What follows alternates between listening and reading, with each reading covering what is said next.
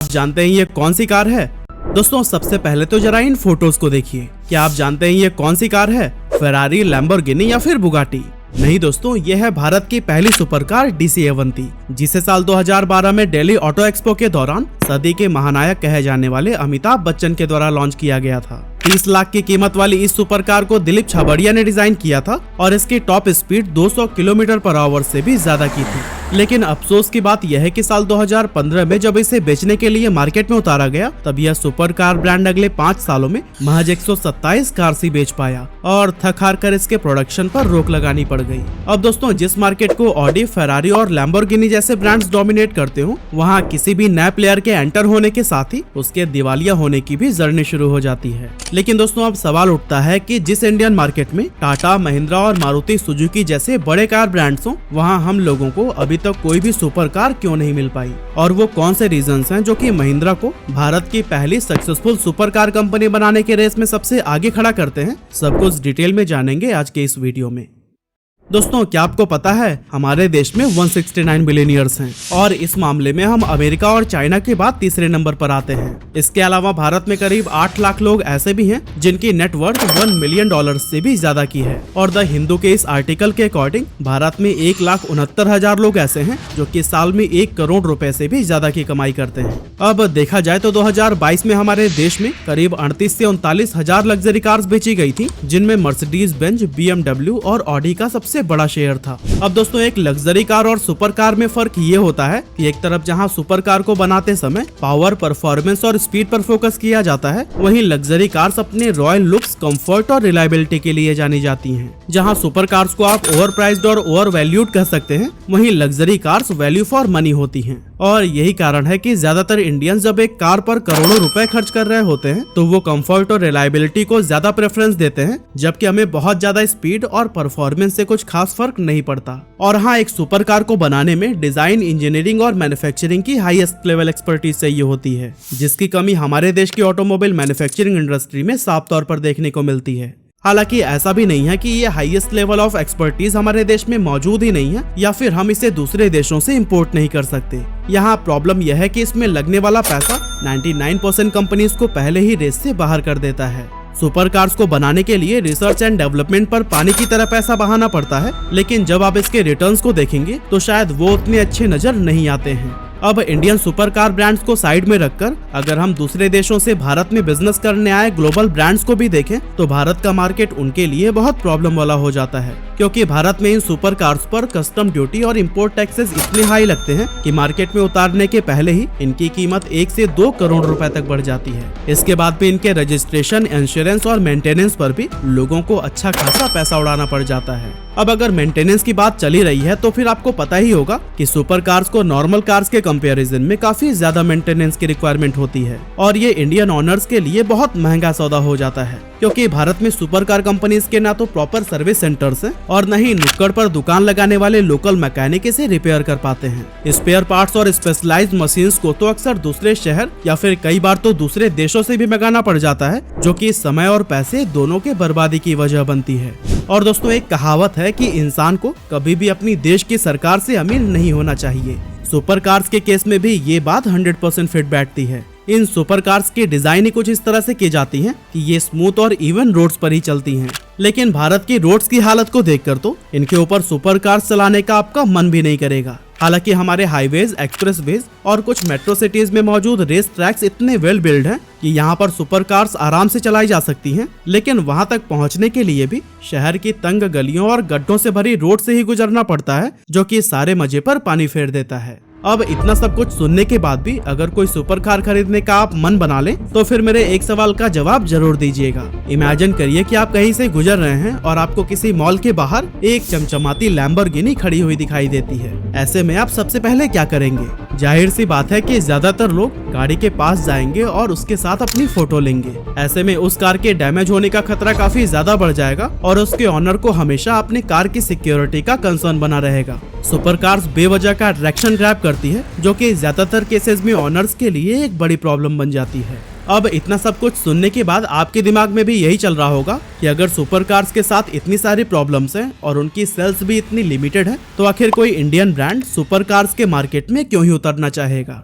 तो दोस्तों आपको बता दूं कि सुपर कार्स कस्टमर्स के उस सेगमेंट को सर्व करती है जिनका सोशल स्टेटस बहुत हाई होता है, और इसी वजह से इनको बेचने वाले ब्रांड्स की मार्केट वैल्यू भी बहुत ज्यादा बढ़ जाती है। अब अगर हम भारत के टॉप 3 कार मैन्युफैक्चरिंग कंपनीज को देखें तो फिर मारुति सुजुकी ने अफोर्डेबल कार सेगमेंट को पकड़ा हुआ है, जिसकी वजह से वो सुपर कार के मार्केट में उतरना पसंद नहीं करेंगे। दूसरी ओर है टाटा, जिसके पास जैगुआर और लैंड रोवर जैसे लग्जरी कार ब्रांड्स हैं, और वो भी प्रॉपर सुपर कार मार्केट में एंट्री करने के मूड में नहीं लग रहे हैं। लेकिन महिंद्रा के पास कुछ ऐसे ब्रह्मास्त्र हैं जो कि इसे इंडियन सुपर कार मार्केट का पहला सक्सेसफुल प्लेयर बना सकता है। इसमें पहला फैक्टर आता है भारत में सुपर कार्स की बढ़ती डिमांड।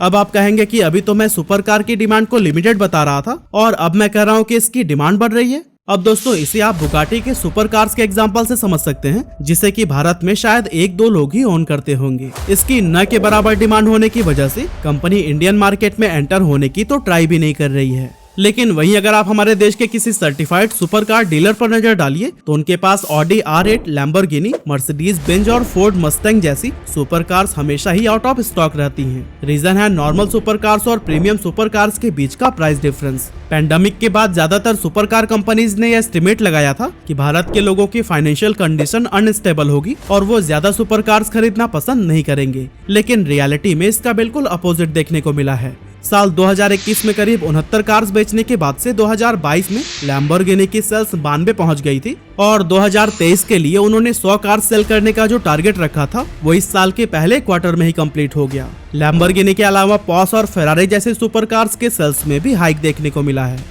और दोस्तों सेल्स में उछाल आने का जो मेन रीजन है वो है भारत में इंटरनेट रिवोल्यूशन आने के साथ साथ बढ़ते मिलेनियर्स की संख्या, जो कि सुपर कार्स खरीदकर सोशल मीडिया पर शो ऑफ तो करना चाहती हैं, लेकिन बुगाटी जैसे प्रीमियम सुपर कार्स को अफोर्ड नहीं कर सकती। आपने कई सारे यूट्यूबर, सोशल मीडिया स्टार और बॉलीवुड सेलिब्रिटीज को सुपर कार्स खरीदकर सोशल मीडिया पर फोटोज डालते तो जरूर देखा होगा, लेकिन 99% केसेस में इन सुपर कार्स की कीमत 50 लाख से लेकर 1 करोड़ के बीच ही होती है। मतलब ये सुपर कार्स प्रीमियम सेगमेंट में नहीं बल्कि अफोर्डेबल सेगमेंट में आती हैं। भारत में अफोर्डेबल सुपर कार्स की डिमांड काफी तेजी से बढ़ रही है और महिंद्रा इसका भरपूर फायदा उठाना चाहेगा। लेकिन अब सवाल आता है कि आखिरकार हम इंडियंस महिंद्रा की सुपर कार को ही क्यों खरीदेंगे। तो दोस्तों यहाँ पर आता है अब हमारा दूसरा फैक्टर, जो है ब्रांड इमेज और ट्रस्ट का। आप खुद ही बताइए कि मार्केट में कई सारे अफोर्डेबल स्मार्टफोन होने के बावजूद भी लोग आईफोन को ही खरीदना क्यों पसंद करते हैं। अब इसका एक जवाब तो शो ऑफ हो सकता है, लेकिन आईफोन की सिक्योरिटी और एप्पल के ब्रांड का ट्रस्ट इतना ज्यादा है जो कि लोगों को आईफोन खरीदने पर मजबूर कर देता है।